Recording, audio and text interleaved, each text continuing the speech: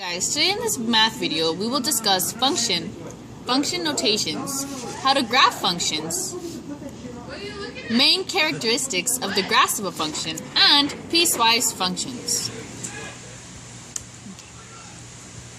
Functions. A function is f from set A to set B, is a relation that assigns to each element in A exactly one element in B.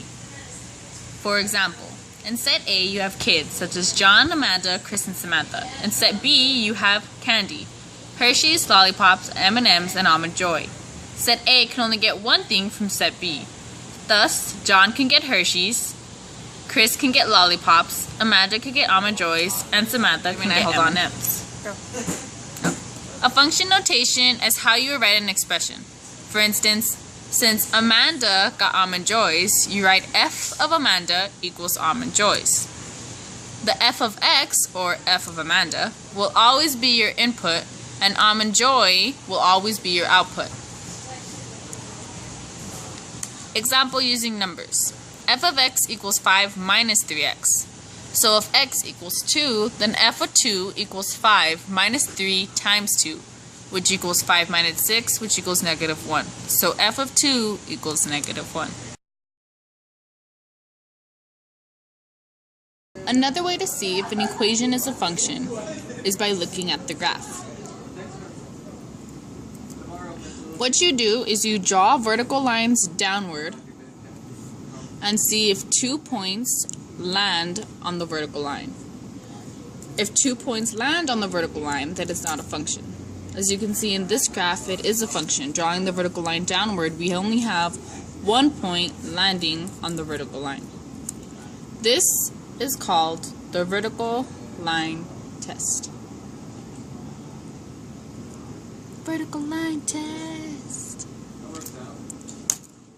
The main characteristics of a function's graph are the relative maximum and the relative minimum, which is the graph's highest point and the graph's lowest point at a certain time, or seen on the graph through the calculator.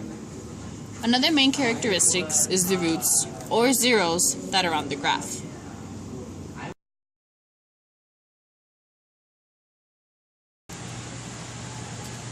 Piecewise function. A function defined by subfunctions conditioned to a certain interval.